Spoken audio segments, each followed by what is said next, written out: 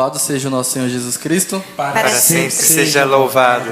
Depois de mais ou menos aí, quase uns 5 meses, podemos dizer, ou mais? 7 meses por aí. Por aí. Estamos de volta, com tudo reformulado, agora de Instagram novo, provavelmente. YouTube, com um canal novo, logo nova, nome novo, como vocês podem ver agora é Vicente Cast e também de casa nova. Estamos agora gravando, fazemos parte agora do Conselho Metropolitano, do Departamento de Comunicação. O podcast é oficialmente do nosso Conselho Metropolitano de Brasília, que nos cedeu a sede com espaço para a gente construir o nosso próprio estúdio, com os equipamentos novos, convidados novos e um bate-papo diferente, né? Estou aqui com meu amigo Matheus, como sempre. Esse aqui não me deixa, então... Jamais. E aí, Matheus, como é que você tá? Feliz em voltar? Cara, feliz e nervoso, né? Eu tô suando aqui, perdendo o microfone. Trocamos pelo tapete, né? Mas é assim, meu Deus. Cara, mas eu tô muito feliz por essa nossa nova fase, né? 2023, tudo novo. E é um ano que promete muito pra gente, né? Antes da gente começar com o bate-papo, eu já quero deixar umas novidades. Muita gente perguntando aqui, a gente tá de bonézinho também, personalizado, camiseta. Logo menos, a gente vai abrir o quê?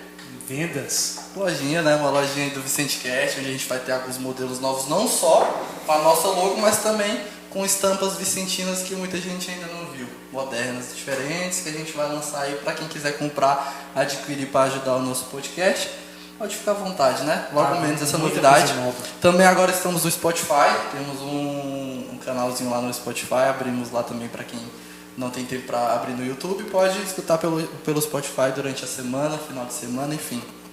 Só pesquisar por Vicente Cast e no YouTube por Conselho Metropolitano de Brasília. Eu acho que é isso, vamos confirmar e no final a gente fala. Mas hoje nós estamos felizes em abrir o nosso primeiro podcast do ano com os convidados Aline e Lucas, da comunidade Aliança de Misericórdia, tô certo?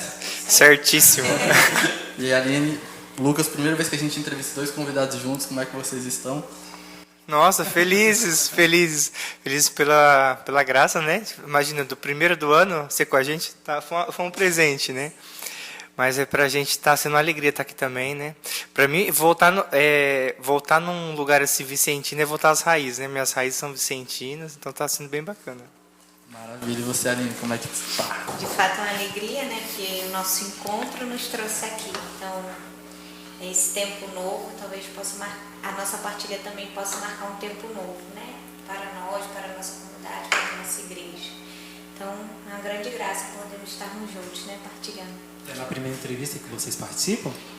É, a primeira, minha. É importante divulgar esse trabalho de vocês, o pessoal tem certeza.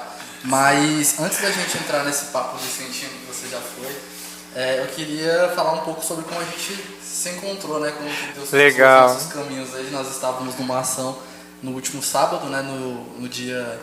Agora não vou lembrar a data certa, mas ali do setor comercial entregando algumas marmitas para os moradores de rua, nós encontramos a Aline e a... Meire.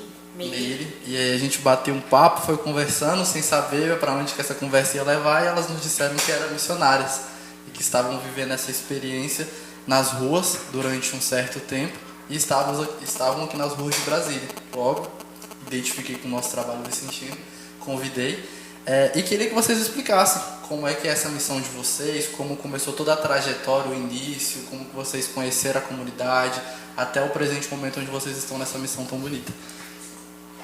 Quer começar? Posso começar. Então, eu sou natural do Rio, né? Então, eu conheci a comunidade lá através de um retiro. Eu fiz um retiro querigmático para jovens em 2014. E a partir daí eu comecei a caminhar com a comunidade, né? Então, desde então, eu estou na comunidade. Hoje eu faço caminho como missionária de aliança, né? Estou no 3º ano de formação.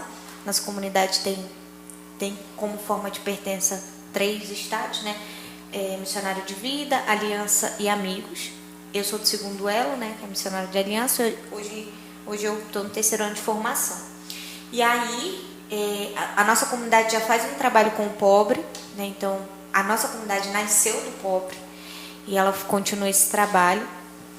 E aí, a partir de uma experiência que eu vivi em 2020, que eu passei uma semana na Cracolândia de São Paulo, né? Em evangelização junto com outros missionários. Morando também? Morando também, uma semana. Não lá dentro, porque é impossível, né? Mas ao redor. Então a gente dormia ao redor da Cracolândia, que era onde a gente conseguia dormir. E fazia toda a ação social, né? Oração lá dentro mesmo, onde os usuários ficam. Então, a partir desse momento foi aí que me deu um despertar. Eu já gostava de trabalhar com pobre, mas eu queria dar mais, né? Eu queria ver onde eu me encaixava na comunidade. E eu me encontrei, né? Aí conheci a Meire nessa missão, a irmã que estava lá comigo, e a gente começou a contato. Eu fui para algumas evangelizações de rua lá em São Paulo.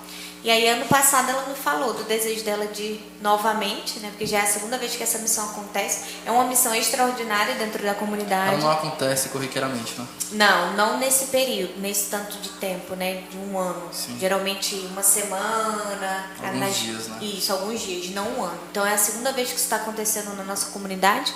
Primeira vez a Meire passou um ano no Rio, em 2008. Então depois ela foi presidente da comunidade, passou um tempo. E o desejo dela era voltar e fazer essa missão novamente, né? Então, ano passado ela me estendeu o convite. Só que assim, eu trabalhava, né? Tinha acabado estava terminando a minha faculdade. E aí, para mim, era inviável vir, né? Tinha acabado de comprar uma casa. Então, eu falei assim, sem possibilidade, né? Mas o coração queimando, desejoso da missão, né? Então, quando foi final do ano passado, eu tive um encontro com ela e com o Lucas. A gente partilhou um pouco, né? Pedi a Jesus uma direção. Falei, Senhor, se for da tua vontade, providencia tudo, né? Providencia que eu saia do trabalho, que eu forme logo, né?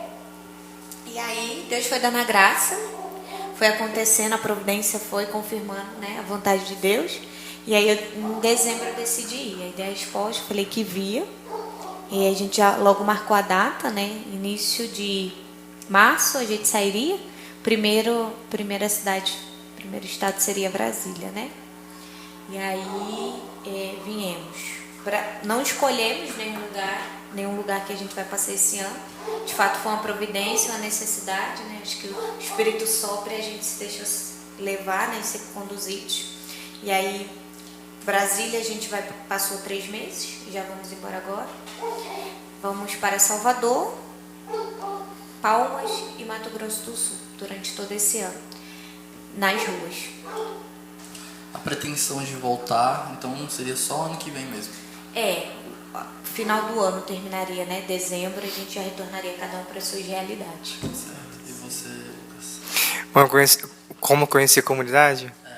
Você tem mais tempo, né? Tenho. Na comunidade tem 14 anos, né? Eu tinha minha vida normal, trabalhando, estudando, me formei como químico, enfim, fui fazendo a vida normal. Só que eu conheci a comunidade, deixei tudo e fui missionário. Então foi no ano 2010, me consagrei como irmão celibatário, né? Na comunidade. A gente sempre trabalhou com pobre, né? Sempre trabalhou com os mais necessitados, aqueles que estavam mais do lado, assim, na margem da sociedade. E quando veio essa oportunidade da comunidade liberar a gente, né? Como eu participo de comunidade de vida, então a gente tem o voto da obediência ali que pesa bastante. Então, se nossos superiores não pudessem dar esse aval, não teria como a gente sair assim do nada. E aí a comunidade, graças a Deus, aprovou a missão. Então foram Meire, hoje são 4 pessoas, 2 consagrados de comunidade de vida e 2 leigas do segundo elo, que é de comunidade de aliança. Então a gente viemos para Brasília sem esperar nada, porque nós não temos movimento aqui em Brasília. Mas está sendo incrível, né? Passou voando, na verdade, voando. Qual a diferença você pode explicar para a gente da comunidade de vida para a comunidade de aliança?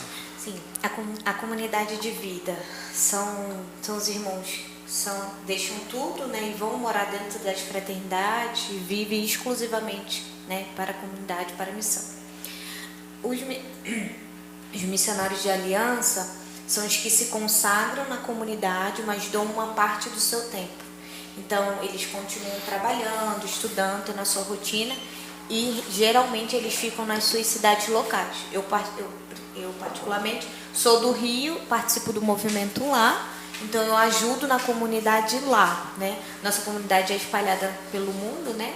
Está em 7 países, então várias cidades têm um movimento. E aí a gente participa no movimento local, que também não impede que a gente viva essas missões e participe na comunidade em outras cidades.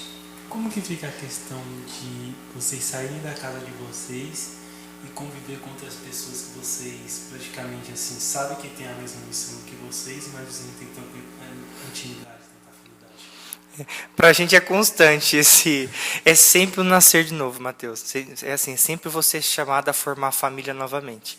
Porque, no meu caso, né, como plano de vida, eu deixei tudo, trabalho, namorada, emprego, para se dedicar 100% à evangelização. Então, como nós falamos da obediência, então esse ano a comunidade me deixa num lugar. Por exemplo, eu morei 2 anos no Rio, foi lá que eu conheci mais a fundo a realidade das favelas. Eu morei 2 anos numa favela não pacificada lá, Senador Camará. Depois de 2 anos, a comunidade me tira dali e me envia para a Venezuela. E lá eu fiquei 7 anos, com pessoas diferentes, numa língua diferente, passando problemas, dificuldades, que é um país, uma cultura totalmente diferente. Então, assim, o processo é contínuo. Então, assim, por mais que você fale, é muito fácil, não é fácil. O que mais, assim, talvez seja que custa para um missionário é a adaptação da vida fraterna.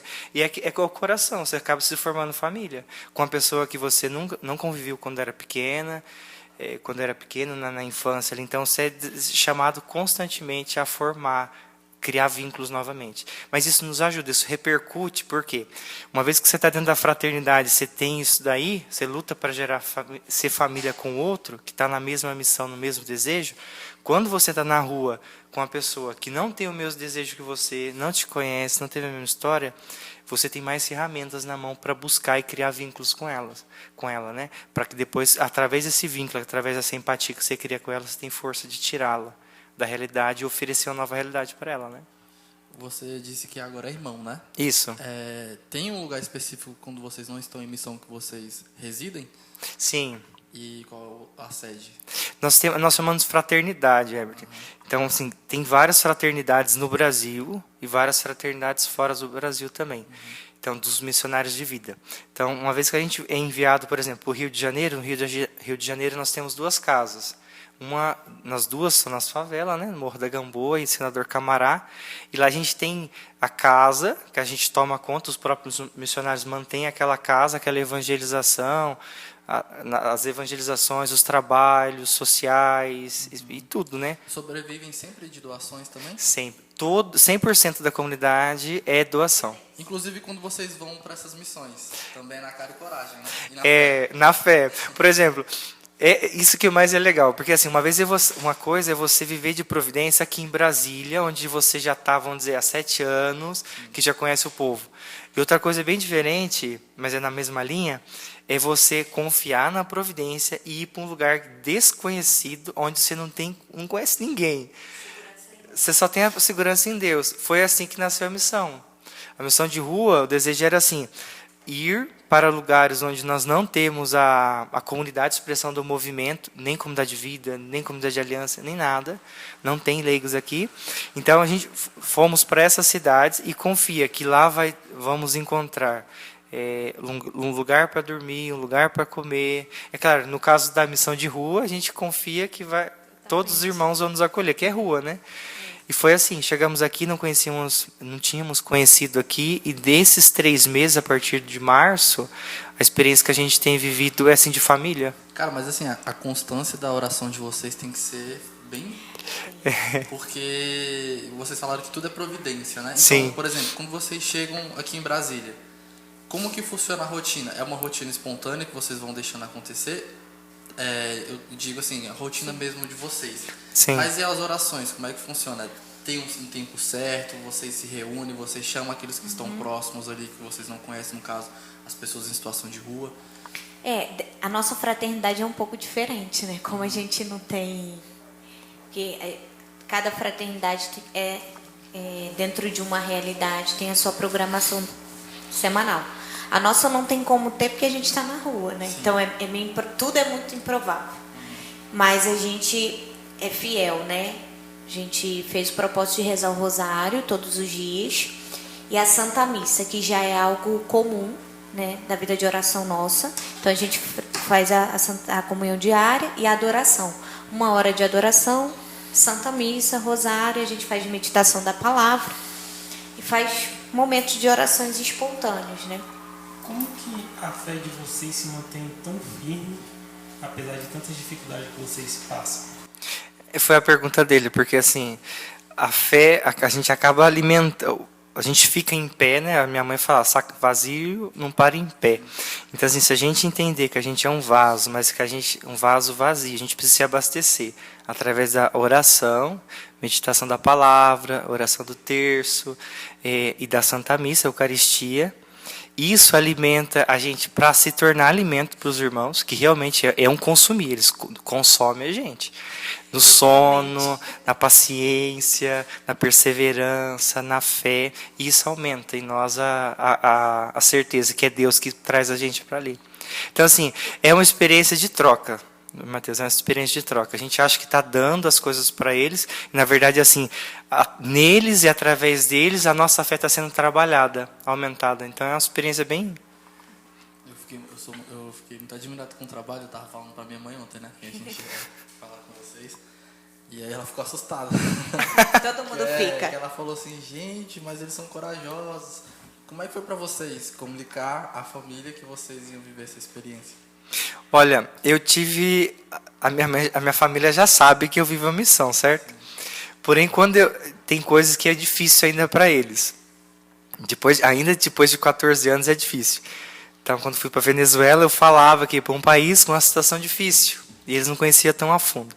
Na rua, eu falei que ia fazer missão de rua, estando com os moradores de rua, com os irmãos de rua, mas não mostrava que eu moro do lado de uns traficantes, que o meu vizinho são assassinos, que à noite a gente vai evangelizar as prostitutas, os travestis. Então não falava tudo.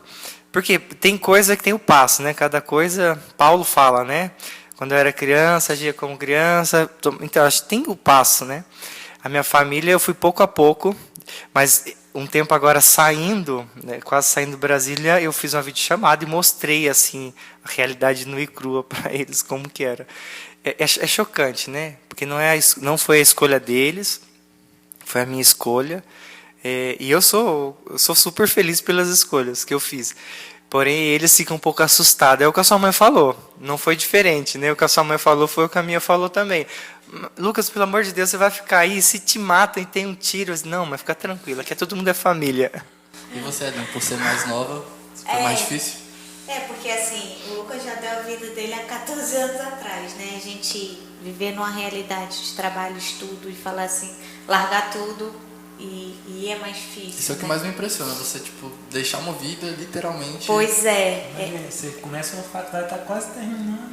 Terminei, ó. É engraçado que Deus foi tão providente em tudo para que eu viesse, e é da vontade dele que eu esteja aqui, que eu estava esperando sair a data da colação de grau, que aconteceria em março, mas eu não sabia qual a data. E eu precisava estar em São Paulo no dia 5 de março. A minha colação foi dia 4 de março. Então eu colei grau 10 horas da manhã, 10 horas da noite eu fui embora para a missão. Então... Você é formado em quê? Eu sou nutricionista. E aí, assim, quando eu falei para minha mãe, o desejo era, eu falei para ela, me chamaram e eu sinto de passar 9 meses de missão. Mas não falei para ela que eu ia morar na rua, né? Na missão da Cracolândia ela sabia. Falei para ela, mas para ela também não foi tão... Você já viu um Everson Zóio na Cracolândia? Não. Já viu, né? É porque tem um youtuber que ele foi lá, depois vocês assistem. Fez uma live lá. Na Cracolândia. É só pra vocês descontraírem, pra vocês verem como é que é uma coisa séria. Mas enfim, você falou que quando vocês estão lá na fraternidade, vocês também estão na rotina de vocês ajudando o próximo, né? Qual que é a diferença? Qual que é o intuito de vocês virem pra cá e ter essa... O que passou no coração de vocês em querer cumprir essa missão de ficar na rua? Porque assim, eu entendo que lá vocês devem ajudar, além de escutando, acolhendo também, com ajuda material. Né? Os cobertores, as roupas, o remédio. alimento, enfim. E na rua, já que vocês vêm sem nada também para ter a mesma experiência que eles, tem um objetivo específico? Tem. O primeiro objetivo é anunciar Jesus, né? Falar da palavra, é trazer Jesus a eles. Porque assim, o que a gente estava partilhando no carro, né? Muitos dão comida. Isso crentes e descrentes fazem. Mas poucos param para escutar a história. Eles mesmos falam isso pra gente. Poucos são os que passam e olham nos olhos, poucos são os que passam e dão um bom dia, poucos são os que passam, estendem a mão, perguntam como é que eles estão. Então, assim, o intuito da missão é também se fazer um com eles, fazer família. A gente compreendeu que eles têm fome, sim. E eu falo para vocês, né, uma percepção que nós tivemos, que em Brasília eles têm muita assistência, graças a Deus. Só que a gente vê essa carência, né? Carência de ser família, de terem amigos, de se fazer um. Então, assim, o intuito mesmo é trazer Jesus, mas também ser essa presença de Jesus no meio deles. Uma vez, lembrando aqui, para você ver como coisas pequenas, né, mudam o dia da pessoa. A gente estava, um dos irmãos de rua lá, o Coruja, a gente estava fazendo alguma coisa. Aí ele passou perto de um grupo e deu bom dia e ninguém respondeu. Aí ele passou perto de nós, deu bom dia e a gente respondeu, bom dia, Coruja, tudo bem? Aí ele parou assim na nossa frente e falou, doeu? A gente ficou sem entender, né? Falei assim, doeu o que ele? Vocês responderam meu bom dia? Falei assim, não, claro que não. Ele, pois é, porque ali eles não responderam. Então são pequenas coisas, né? Não é só, Santa Teresa fala que a gente precisa ir atrás das pessoas porque elas podem ter fome, não só de pão, mas de amizade. E é o que a gente sente, né? E o nosso pensamento, pode falar. Pelas experiências que vocês tiveram na rua, conversando com esse tanto de pessoa, o que vocês acham que levaram elas a estar naquela situação? Vocês acham que foi a falta de alguém escutar, de alguém entender elas, ou até mesmo mal companhias? É uma pergunta um pouco complexa, viu? Mas assim, é um pouco de tudo. Mas se for colocar dentro de uma coisa, eu falo assim, a falta de se sentir-se amado, né? Eles saíram de casa porque não se sentiram amados, porque pelo pai que batia, pela mãe que se prostituía, pela violência que se vivia dentro de casa, pela fome, que realmente muitos passaram fomes em uma situação difícil. A gente vai escutando assim, são histórias assim que chocam. Eu assim fiz um exame de consciência e escrevi para toda a minha família, amigos, enfim, por causa de toda a realidade que eles passaram assim na rua. Eu nunca tive aquilo, né? Então, é sofrimento. Mas assim, eu acredito que seja a falta de amor, né? Quando você não tem amor. Essa questão da pobreza, quando a gente, eu acho que eu também penso que quando a gente nasce nesse ciclo, né? Porque, por exemplo, nós somos do Riacho Fundo 2, nós temos uma comunidade, uma quadra do lado do Riacho Fundo 2 que é bem carente. Hoje em dia, graças a Deus, vem melhorando bastante do que era no início. Sim. Mas a gente vê que se tornou um ciclo. Por exemplo, a família já é pobre. E aí é uma família que costuma ter muitos filhos. E esses filhos nascem sem incentivo algum. Por exemplo, de você tem que estudar para ser diferente, para a gente tentar recuperar esse tempo que a gente perdeu e ficou preso nessa questão de não ter o que comer, não ter como pagar uma conta de luz. Só que não, a criança vai crescendo, adolescente, não estuda, não procura e o nosso trabalho é justamente esse, quando a gente vai na casa da família, é tentar incentivar, além da ajuda espiritual e material, é incentivar. Você tem que estudar, você tem que se educar, você tem que procurar um emprego, você tem que tentar sair do que aconteceu com a sua mãe, com seu pai, com seu irmão mais velho. Só que a gente vê que é um ciclo, sabe? Parece que a pessoa já meio que se acomodou porque ela viu toda aquela vivência da família dela anteriormente. E eu acredito que às vezes também é isso que leva a pessoa a falar, mas dentro da minha casa já está tudo, eu vou pra rua, porque talvez na rua eu consiga me adaptar a isso. Mas eu falo que também é falta de amor, no sentido de centralizar no amor, sabe por quê? A gente encontrou pessoas lá que eram pessoas assim, financeiramente bem estáveis. Imagina, a gente encontrou um irmão de rua que tinha uma BMW. A gente encontrou um cara que era artista uma Falava vez. inglês. Uma BNW fala fluente, porque a gente tem uma Bíblia lá em inglês, ele pegou, foi traduzindo assim, ao pé da letra, meditou a palavra, falando, ele meditou conversando, pegava as músicas, traduzia. Nossa, eu gosto. Entender.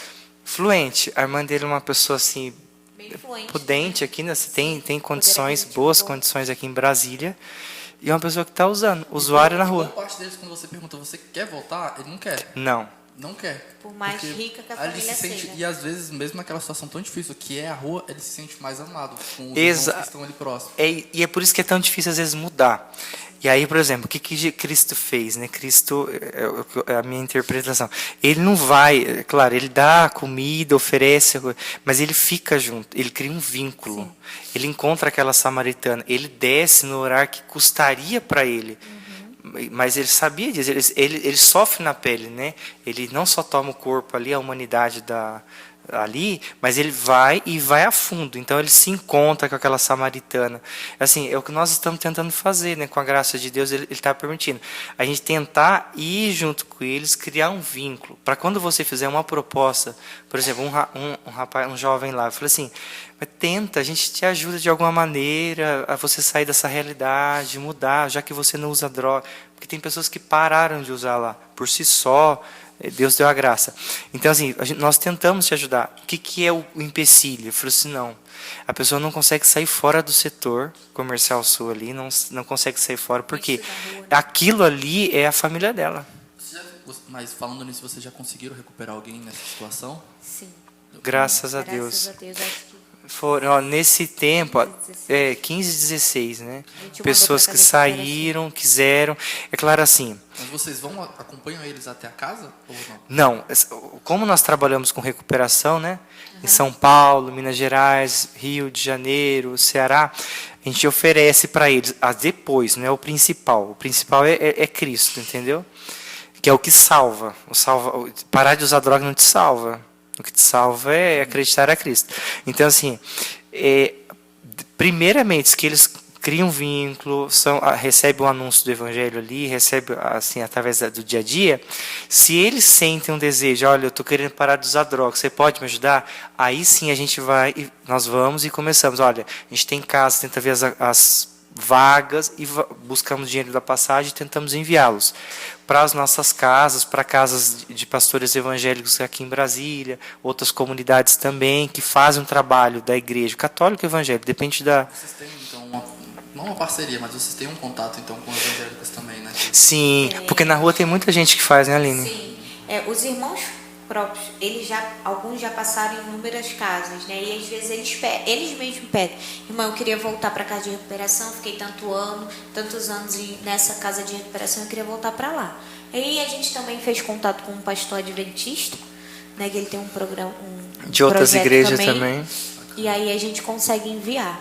Já teve pessoas que se tornaram católicas? Já. Por exemplo, uma casa que nós visitamos em Goiás, fomos dar um testemunho lá, foi interessante que a pessoa estava em situação era de raízes protestantes e era evangélico. Então, dentro da casa de acolhida, ele começou ele não entendia, né, porque de tanta oração e tal. Só que pela oração do rosário, do terço ali diário, ali dentro, que era uma rotina da casa, ele entendeu o valor de estar constantemente estando em oração. Isso ajudava ele a ficar... Se converteu, hoje é católico. Então, assim, dentro na rua ali tem de tudo. Tem pessoas com raízes evangélicas, tem muita gente espírita, tem muita gente de umbanda, candomblé, outras coisas assim também. Tudo misturado. Tudo. Estando agora na rua, né? Vocês provavelmente já presenciaram muitas ações, como presenciaram a nossa no último sábado. Vocês conseguem, hoje tendo essa experiência, vocês conseguem enxergar que muitas pessoas não estão ali por amor, mas às vezes por status, por ter aquela pretensão de falar, ó, fiz minha parte, ajudei. E não fazer aquilo exatamente que vocês nos disseram, como nós estávamos no caminho, que a gente falou, muitas vezes a gente não faz ação porque a gente não tem o material. Sim. Porque fica embutido na nossa cabeça esse pensamento, né? De, nossa, a gente precisa ter a roupa, a gente precisa ter o alimento, porque senão a gente não vai conseguir ajudar. Sendo que, na verdade, a forma que vocês estão ajudando, eu acho que é a forma mais necessária, que é acolhendo, escutando e conversando. Vocês conseguem perceber que muitas pessoas ali estão com esse mesmo pensamento, ou às vezes nem com pensamento nenhum está, mas está ali só por estar mesmo, sabe? Sem corpo e espírito. Irmão, eu acho que é assim. Eu acho que as pessoas talvez não saibam o que eles necessitam. Possa ser que as pessoas tenham... Eu nunca senti assim que a pessoa não tivesse boa intenção de dar. Porque eu acho que quando você pensa que o outro tem fome, já é uma boa intenção. Né? Eles lembram que tem gente na rua que não tem o que comer, não tem o que vestir. Talvez eles não saibam o que eles realmente necessitam. Falta esse despertar. Igual os irmãos partilharam conosco, perguntaram o que eles precisam. Vocês já que vocês estão na rua, o que eles mais precisam? Precisam de comida? Aí a gente falou assim, não, eles não precisam de comida. Aqui muita gente dá comida. Eles precisam que pare e converse com eles. Pare e escute. Então, assim, talvez seja um despertar, precisem de um despertar. E talvez tenha pessoas que não tenham recursos para parar e conversar. Então, assim, a gente tem que ver caso a caso, né? O que vocês acham que mais falta nas pessoas hoje em dia? É o amor? É o carinho? O que vocês mais acham que falta nas pessoas hoje em dia para com aquelas que não têm tantas condições, com aquelas questões de situação de rua?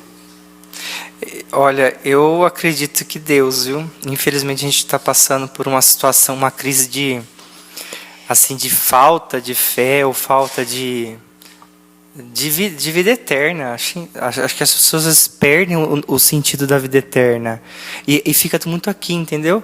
Então eu estou muito preso. Por que a missão de rua choca tanto? Porque choca deixar cama, banho, comida, dinheiro, mulher, família, choca. Gente, mas se a gente acredita no céu a gente vai ter que deixar, porque a morte vai estar aí, vai tocar na tua porta, vai tocar na tua, vai tocar na minha. Então assim, vai tocar. E se a pessoa não desperta para a eternidade, que existe uma eternidade, a gente está aqui de passagem. Deus nos dá a graça de não passar por essa terra sozinho, passar com famílias, com amigos, dentro de uma comunidade. Mas assim, a gente é feito para a eternidade. E as pessoas estão esquecendo disso. Como esquecem disso, fica muito preso no materialismo, naquilo que material, ou melhor, né, tem uma palavra melhor que se encaixa, no hedonismo, que é no prazer. E prazer nas coisas do mundo, comer, beber, ter as coisas. E esquece que o verdadeiro prazer é estar diante de Deus, que é o prazer que a gente vai desfrutar toda a eternidade se nós formos para o céu. Mas, Lucas, e para vocês? O que vocês consideram a parte mais difícil quando vocês vão para essa missão? Qual é a maior dificuldade que vocês têm? De uma forma geral. Seja o que for, mas qual a maior dificuldade que vocês que se torna mais comum para vocês mesmos, individualmente? Olha, eu vou partilhar a maior dificuldade que eu estou tendo. Não sei se eu vou conseguir explicar bem, mas é entender o poder do livre-arbítrio. É uma coisa soberana, assim, é uma coisa incrível. Incrível, mas que difícil de entender. Não sei se eu vou conseguir me explicar. Porque, assim, às vezes você vê que a pessoa está numa situação difícil, que é mentira aquilo ali, o que a pessoa entende como verdade. A pessoa escolhe por alguma coisa que ela sabe que é ruim para ela, e mesmo assim ela escolhe. Eu não estou falando só de droga, estou falando de outras coisas também que coloca no meio. A pessoa sabe que é ruim, que causa dano para ela, que não faz bem, mas ela escolhe. Eu fico pensando assim, como para mim é difícil entender, irmão, mas vamos mudar essa realidade, eu posso te ajudar, se não conseguir, a gente vai te ajudar. Uma pessoa não escolhe, ela escolhe pela morte. Né? Aquela passagem de Deuteronômio, no comecinho da palavra de Deus, eles que colocam diante de você a morte, a vida, a felicidade, a infelicidade, enfim. É difícil entender que a pessoa vê a vida e vê a morte e ainda consegue optar pela morte. E caminhar, isso custa, viu? Porque a gente experimentou a vida, a gente experimenta a vida, né? A gente tenta passar, mas é muito difícil. E para você, Aline? Eu acho que a gente compartilha do mesmo sentimento, né? Quando você tem um encontro com a misericórdia, né? Encontro com o amor, né? E perceber que o outro está do teu lado. Porque você às vezes fica, eu paro assim para pensar e fico, putz, eu estou de mãos atadas, eu não posso fazer nada, né? Você se sente às vezes incapaz. E de fato somos, né? Só Deus pode mudar a realidade deles. Mas você fica, nossa, eu encontrei o verdadeiro amor, o verdadeiro significado da minha vida, que foi Deus. Cara, porque eles não podem também, porque eles não fazem Porque assim, vindo da minha realidade, a minha história, daquilo que eu fui, ver que o Senhor desce na nossa miséria, lá no fundo, e nos resgata, né? Assim como o encontro com a Samaritana, com Maria Madalena. E ver que parece que eles estão enraizados. E às vezes a gente se sente incapaz mesmo de tirar, né? A gente sente muito quando vai rezar lá onde a gente está, que eles são presos com correntes invisíveis mesmo, espirituais. São coisas que amarram eles naquele lugar, né? E hoje, né, a gente está numa realidade de ir embora. Saber que a gente vai e eles ficam é muito sofrido. Também. Isso que às vezes nos faz se sentir ainda mais incapaz, talvez. Não sei se essa palavra é certa, mas é igual a gente quando vai pra ação. Tava até conversando isso com a minha mãe. A gente vai pra ação, beleza, ajudamos. Mas e agora? A gente vai pra nossa casa e eles vão ficar aqui. É o que pesa. E aí a gente fica, pô, mas a gente fez um mínimo. Mesmo que a gente ainda tenha aquele pensamento mais, o mínimo ajuda também. Só que, poxa, a gente tá indo pra casa, deitar na nossa cama, se aquecer, vamos tomar um banho, vamos comer uma comida boa que a nossa mãe preparou. Pra voltar. E eles vão ficar ali no chão duro, passando frio, porque talvez o cobertor que a gente dê não seja suficiente para aquecer, entendeu? Então, assim, às vezes a gente volta com esse sentimento ainda de vazio, sabe? De ter feito pouco, que a gente poderia ter feito mais, mas como fazer mais? Porque é como você falou, às vezes a gente pode até fazer mais, mas eles mesmos também não querem, né? Eles são escolhas, né? Qual foi o caso de cada um de vocês que mais se sentiram incapaz? Um caso específico, tem? Tem. Bom, eu particularmente tenho um caso de um jovem. Quando nós chegamos lá, ele não acreditava em Deus. Não acreditava em Deus. Não sabia o que era. Acreditavam como se fosse um ser, um demiurgo, alguma coisa assim, mas não acreditava em Deus. Falava de ser. Aí, com o passar do tempo, com a nossa perseverança ali, ele questionava muito a fé da gente. Ele deu um passo de conversão mesmo. Eu via nele Paulo, um Saulo, a conversão de Saulo ali, eu via a palavra se atualizando na vida dele. Sentia que era um Saulo que estava buscando construir esse Paulo, conhecendo o cristianismo e tal. É uma pessoa que se descobriu cega, né? Se viu cega diante daquilo que ele era, ele acreditava. Ele começou a caminhar, só que a gente começou a propor para ele. Ele falou assim, olha, você tem que dar passos. Não dá passos de caminhar e tal. Vamos tentar sair do setor, da realidade que você está, para ver. Porque na cabeça dele, a verdade existe uma sociedade que o maltrata, que o aplasta, assim, aperta ele, faz desaparecer com ele, e ele está à parte. Ele não se vê dentro da sociedade também, que ele faz parte desse mundo, que ele tem escolhas, que ele tem oportunidade, que ele pode escolher. E ele, não, assim, ao ponto de se fechar mesmo. Se fechou conosco. A gente até estava partilhando esses dias. Se fechou, né? Isso, para mim, foi uma frustração grande. Nossa, está vindo tão bem, tão bem. E é uma potência. Você vê a pessoa, você vê uma potência. Porque foi uma pessoa que era um dos traficantes do setor há um tempo atrás. Deixou de usar crack, parou de usar a maconha, decidiu, depois que viu que a pornografia, a masturbação era um pecado, decidiu, não vou fazer mais isso, porque isso é pecado, depois que conheceu a Deus, né? Então assim foi, e do nada para o outro, se fechou para ele, na verdade, né? Ele não queria dar um passo, e isso é uma frustração, né? Lidar com isso é triste. Vocês disseram que a comunidade de vocês nasceu do pobre, né? Uhum. Vocês poderiam explicar melhor como que nasceu, como que foi fundada e também como que se encontrou hoje? Tem muitas pessoas, muitos irmãos, irmãs. Como é que vocês fazem para poder recrutar por meio desses retiros? Como é que funciona para vocês trazerem mais pessoas? Porque eu acredito que tem que ter muita gente para poder... Claro que a pessoa tem que ser vocacionada, né? Também não é qualquer um que vai chegar e fazer exatamente... Assim como os vicentinos, também qualquer outra pastoral. Mas como é que funciona para vocês tentarem trazer mais pessoas para que continuem prosseguindo essas missões? A comunidade nasceu no ano de 2000, na virada do ano ali, lá em São Paulo, com leigos, né? A comunidade nasceu já como família, como movimento. Então tinha sacerdotes, tinha casais, tinha celibatários, né? Pessoas que tinham esse sentimento de ser celibatários. E nasceu nas ruas, né? Não é que a pastoral de rua veio depois com a aliança.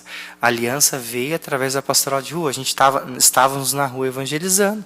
Nasceu esse desejo, vamos formar uma comunidade, fizeram um período de oração. Estou sendo bem sintético, mas nasceu, mas como movimento, como famílias. Tanto é que na comunidade a gente tem padres, sacerdotes, né? Temos celibatários, homens e mulheres que renunciaram ao casamento para servir a Deus, e tem pessoas casadas também, né? Todos. E assim, a vocação nasce na evangelização. À medida que a gente vai evangelizando, as pessoas sentem desejo.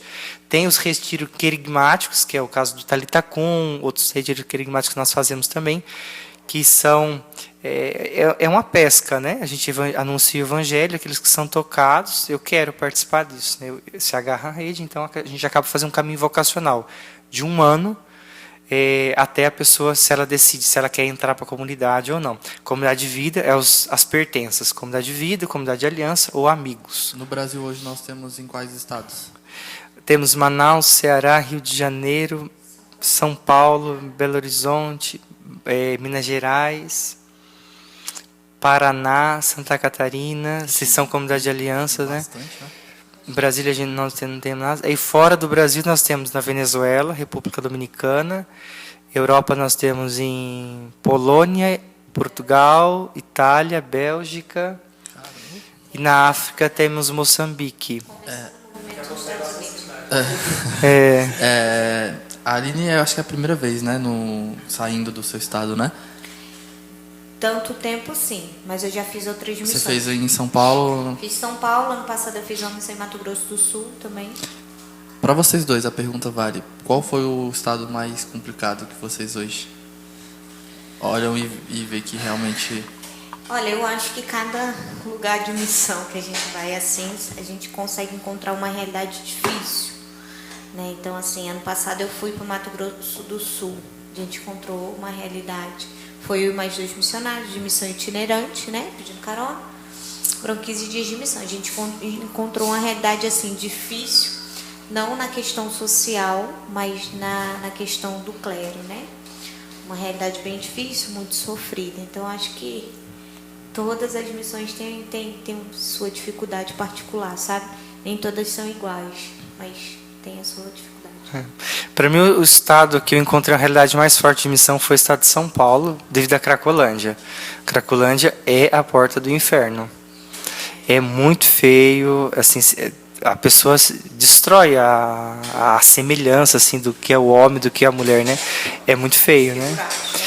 A droga acaba literalmente. Acaba literalmente. Internamente, externamente.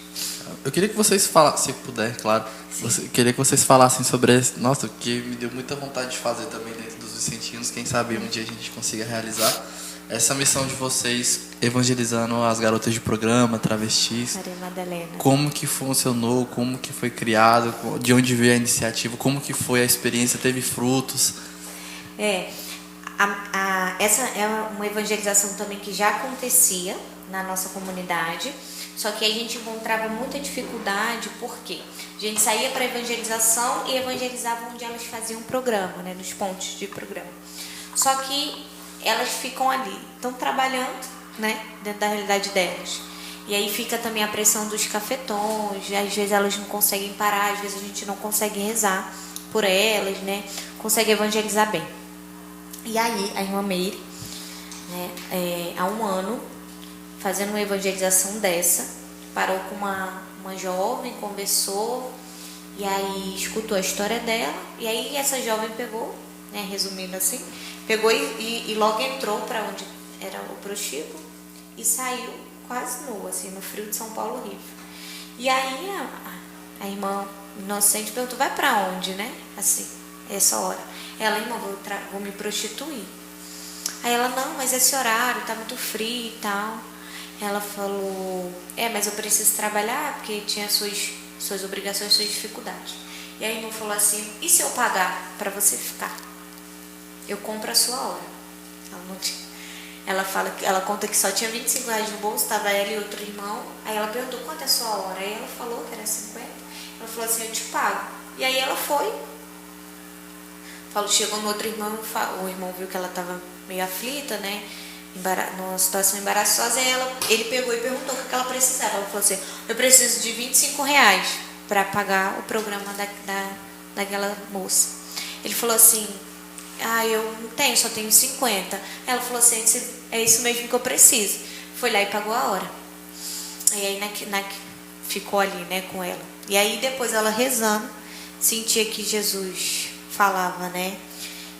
Os homens pagam pelo corpo, você está disposto a pagar pela alma? E aí foi quando ela ligou para o nosso fundador, falou toda a história. Nosso fundador também é todo inspirado, assim, né? Abraça as nossas loucuras de evangelização, e isso é muito bom. É o mesmo do início até hoje? Padre Henrique, Padre Antonello e Maria Paula, que já está no céu, né? Era irmã celibatária. Certo. E aí eles super concordou com a ideia, e aí começaram o Maria Madalena nesse formato que a gente fez em Brasília. Há um ano acontece assim em São Paulo.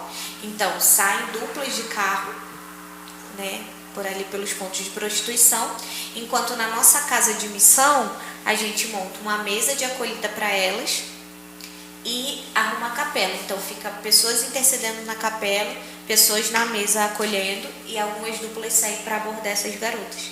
E aí vai os missionários, vão casais. É muito bonito porque os casais começaram a se envolver. Então, assim, às vezes o homem que sai no carro para pegar a garota de programa, a mulher está na casa ou intercedendo na acolhida, né? A esposa.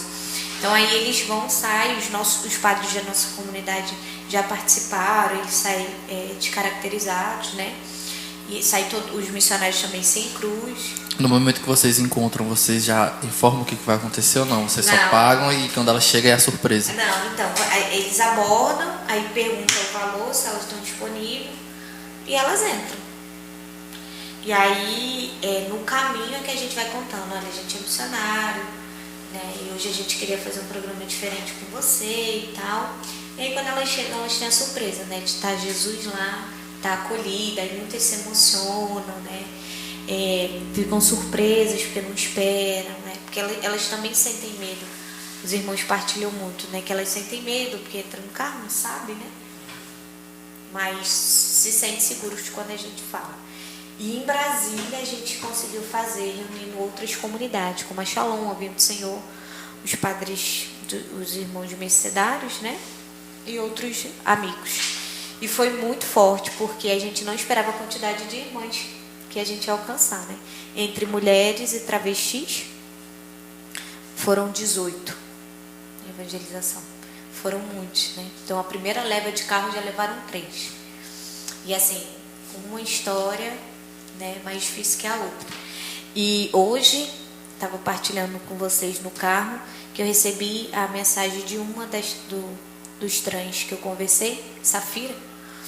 Ela partilhou com a gente que o dinheiro que a gente usou que pagou a ela naquele dia do Maria Madalena ajudou ela a fazer a mudança dela para a casa dela mesma, que ela tinha num bairro aqui em Brasília, e que ela está lá agora. Esse bairro é muito carente e ela quer ajudar essas pessoas, porque ela viu que a pobreza não são pessoas que têm casa, mas são muito pobres, né, não tem o que comer, e aí precisam. Ela viu que eles ficam felizes com tão pouco e ela queria ajudar. Ela mandou uma mensagem perguntando se a gente não poderia, e que a casa dela poderia ser base para isso. Então ela ofereceu a casa dela para que a gente pudesse fazer um lanche, para fazer a distribuição para esse povo. Então, assim, eu acho que já está começando a dar frutos. Sem palavras, né? E o Lucas falou pra gente que já foi vicentino, né, Lucas? Já. Como que aconteceu? Como que foi? Você deixou de ser vicentino justamente para poder entrar nessa missão da fraternidade? Foi. A minha família é de família vicentina, todos. Desde a minha avó, que Deus a tenha, até o mais pequenininho. Minhas sobrinhas já fazem parte das conferências de crianças lá. Então, assim, desde pequeno a gente sempre participava, sempre.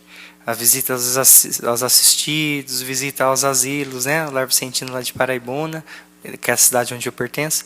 Paraibuna fica onde? Paraibuna, Vale do Paraíba, ao lado de São José dos Campos. Em São Paulo. E São Paulo. Aí, Eu me lembro que eu voltava, sempre quando ia para a cidade fazer alguma coisa, eu passava, era de lei, eu passava no Lar Vicentino, fazia visita aos velhinhos ali. E aquilo ali movia, mexia alguma coisa dentro de mim, né? Eu gostava muito de ajudar. Eu sinto de alguma forma, a minha vocação nasceu dentro dos vicentinos, né? Desde pequeno, assim.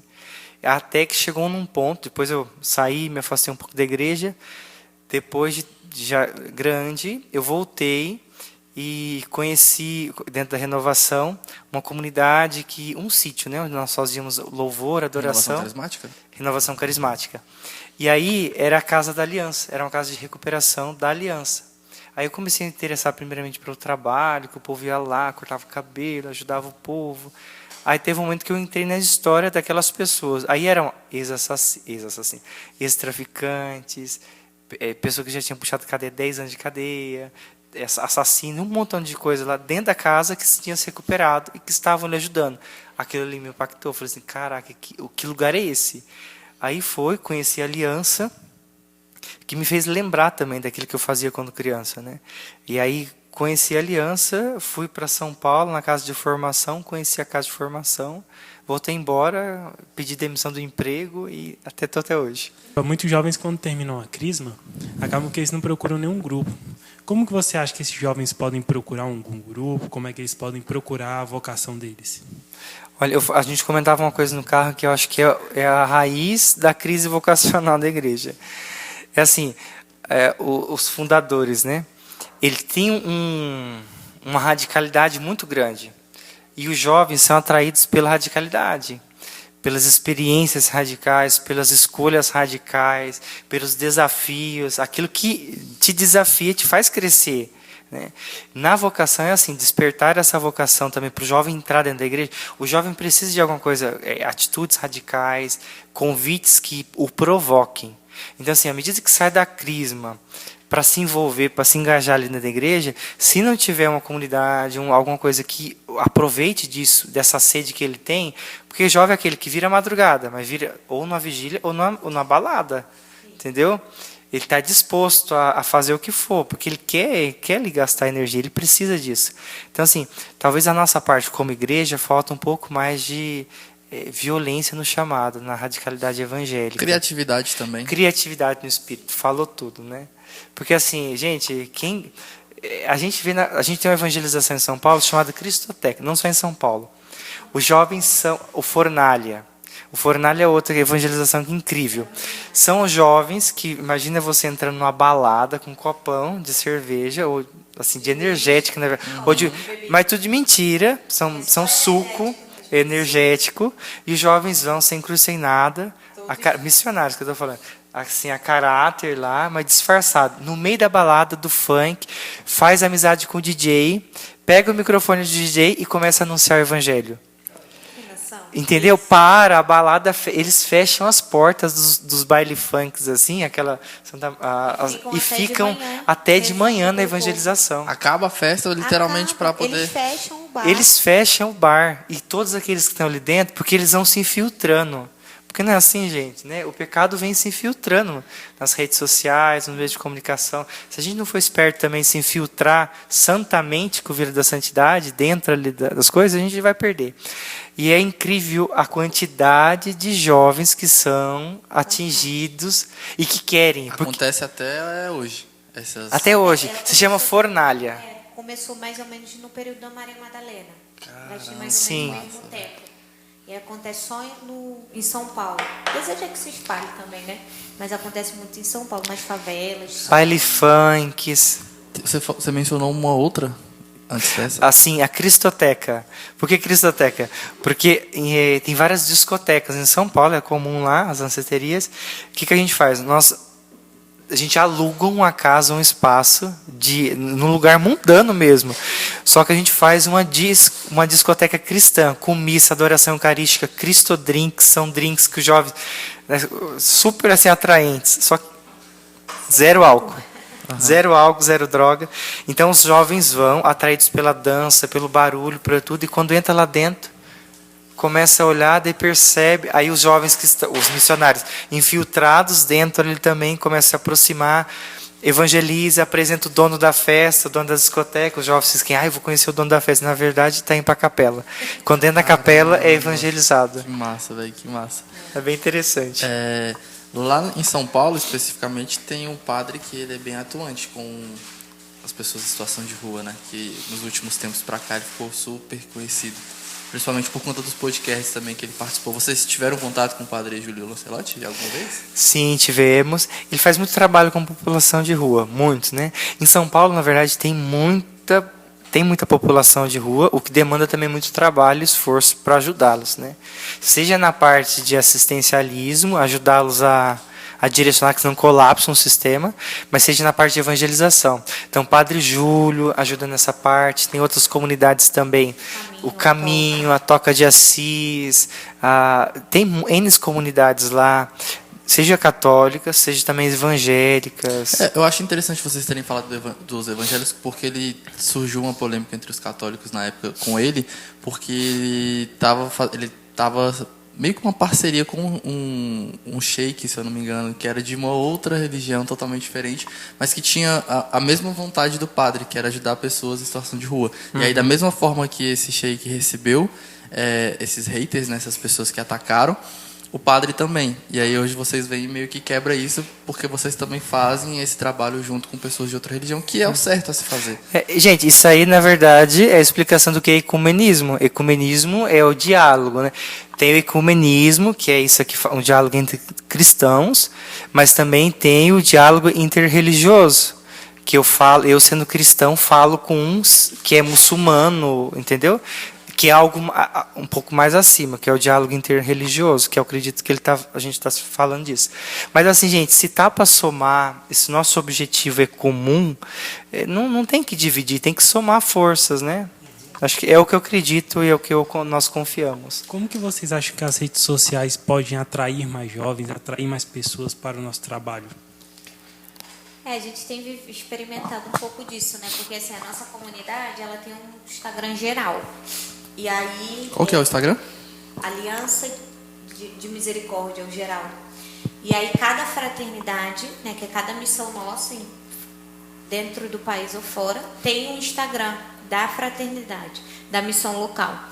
E nós pedimos para fazer também um Instagram nosso da rua. Só que a gente não imaginava o tanto de gente que a gente ia alcançar.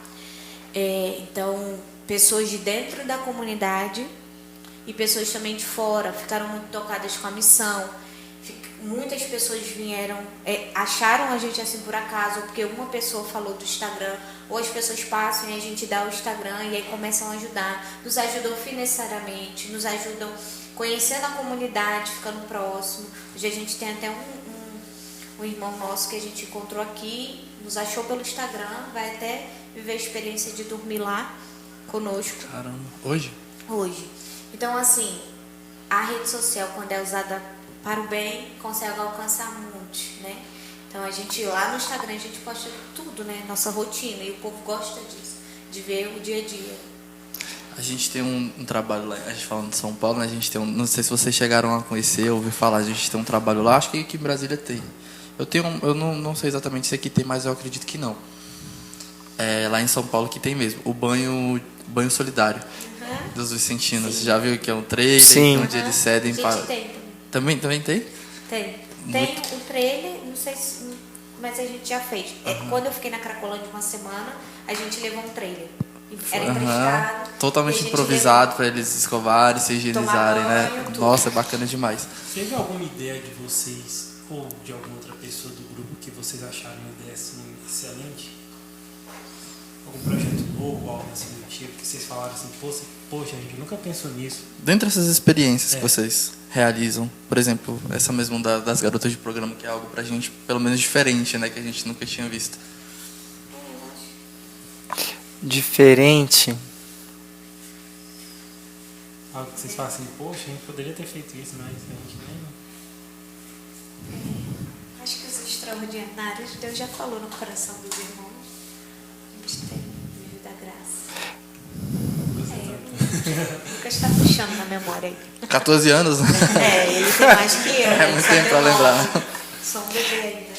Eu vi uma coisa assim, mas é antigo, mas é tão atual.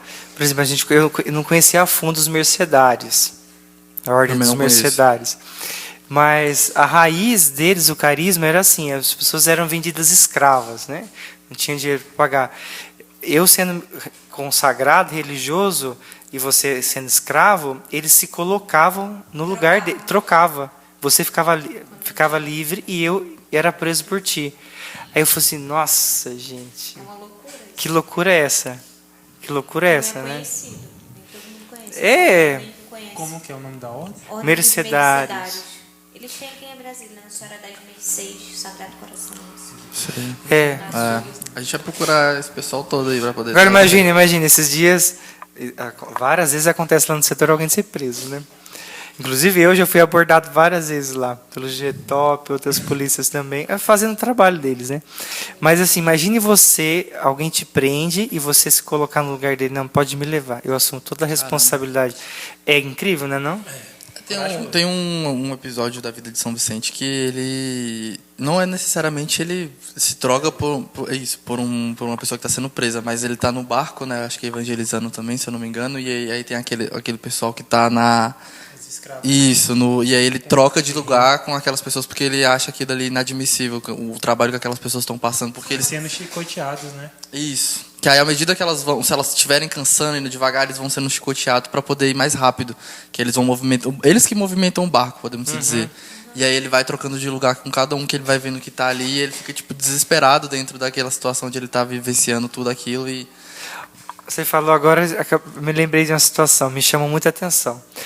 Aconteceu nessa madrugada. Chegou um irmão, nós temos um irmão que é de raízes espíritas, o pai e a mãe são espíritas, e ele assim, ele é cristão, vamos dizer assim, ele acredita em Cristo, na força da presença de Cristo, mas não tem uma raiz muito definida, mas ajuda. E ele mora lá na rua também, fazendo um trabalho assim, solidário, ajudando os outros, é um paizão, jovem. Essa noite aconteceu uma coisa que me questionou. Ele fez assim: chegou um rapaz trazendo outro que estava alcoolizado, um jovenzinho que estava alcoolizado. Ele buscou entrar na barraca ali onde estava esse jovem, colocar esse rapaz ali dentro. O jovem não estava ali, deitou. Depois chegou esse rapaz que eu estou falando, que era espírita, chegou, começou a falar com ele e tal. Ele passou muito mal, vomitou, passando mal e tal. Depois o que acontece? De manhã eu acordo, olho para o lado, o que esse rapaz fez? Ele poderia ter colocado esse jovem que estava passando mal, auxiliá-lo, colocado na barraca do lado de fora, deixado dormir. Né? Já é algo bom, pelo menos colocou uma roupa ali nele, uma coisa, e voltou para a barraca e dormiu. Pelo menos ajudou ele à noite. Ele não só fez isso, ajudou ele à noite, conversou com ele. Ele pôs um cobertor do lado assim, cobriu o jovenzinho que estava passando mal, mas ele largou a barraca dele, ele deixou a barraca dele ali, quentinha, porque a noite faz frio em Brasília, e foi dormir do lado dele. Ele passou a noite inteira no chão, no aquele cobertor que a gente chama de mendigão, aqui chama outro nome, né? Sapeca Neguinho. Sapeca Neguinho, em São Paulo a gente chama de mendigão, porque se todo mundo que usa fica coberto dele. Então, assim, foi incrível a atitude dele, foi uma atitude nobre, porque ele poderia ter colocado o rapaz dentro da barraca dele. Ele vigiou o rapaz durante a noite toda. Ele aceitou passar frio, dormir no chão. Fez um friozinho. Então, isso me inquietou. Falei assim: nossa, será que eu faria isso também, né? Renunciar à minha caminha para dormir junto com o outro que está passando mal, para, de certa maneira, cuidá-lo, né? Foi bonito. Uma dúvida, como é que vocês vão para a Bahia?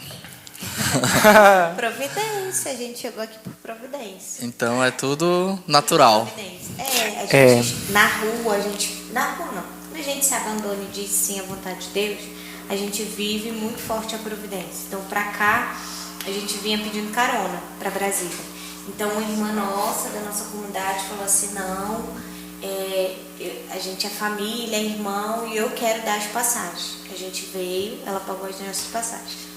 E aí foi muito bonito da Bahia, porque a gente viu que em Brasília foi pouco tempo. E na Bahia vai ser menos tempo ainda, a gente só vai ficar 2 meses.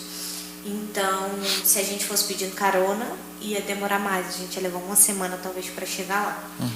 E aí a gente foi, na providência, na confiança, pesquisando, né, passagem. E aí, passagem de ônibus estava absurda. Falei assim, e a gente ia gastar mais com alimentação.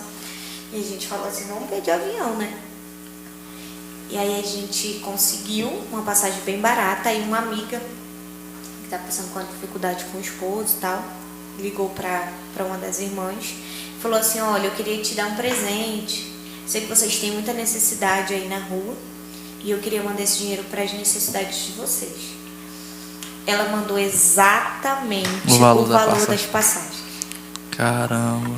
Exatamente, para não falar que assim a gente teve que botar Uma diferença de 60 reais. Porque o resto do dinheiro foi todo que ela mandou. Aí a gente vai para Bahia de avião. Massa e demais. aí a gente chega mais rápido. Foi uma acarajé lá, hein? Para finalizar, eu queria que vocês definissem o que é a caridade para vocês. Ai, meu Deus. Eu acho que é um sair de si, viu? De fato. Porque se você não sair de si, você não consegue fazer.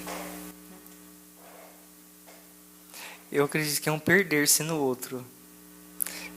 A pessoa que é caridosa, assim, a pessoa se perde, né? Perde a fisionomia, perde tudo, porque ela se perde no outro, né?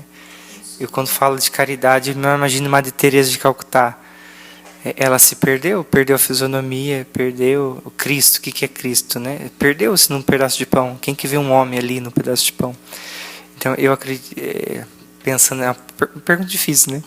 Mas assim, respondendo, eu responderia assim, é um perder-se no outro, né? Legal. Gostaram? Sim. Muito. Bem tranquilo. A gente vai conversando, vai gerando assunto, sem pauta, sem roteiro. Muito bom. Mas a gente agradece, por mais que houve os contratempos, a gente está voltando agora, né, testando tudo e já começa. A ideia era testar hoje para depois marcar gravações. A gente já marcou tudo de uma vez para não perder a presença de vocês. Parabenizar pelo trabalho. Eu acho que tem que parabenizar porque para a gente é totalmente admirável, né? A gente se inspirou, né? Com certeza são coisas que a gente deveria estar fazendo e que possivelmente a gente vai fazer ao longo dos tempos. Mas agradeço muito, que Deus abençoe cada vez mais vocês, dê força, coragem, muita fé nessa caminhada. Amém. Matheus. Só quero agradecer também pela conversa que a gente teve, foi muito boa, a gente aprende muito.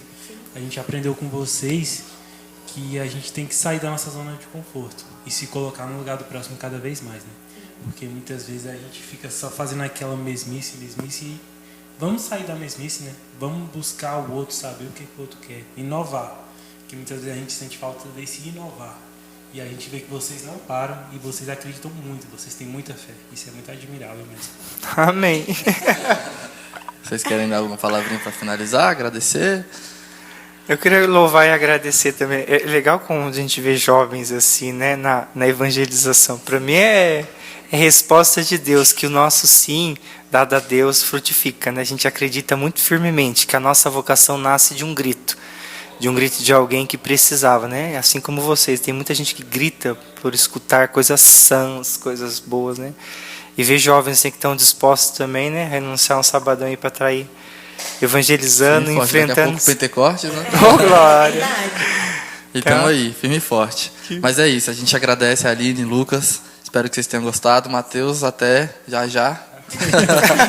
Até semana que vem. Até semana que vem.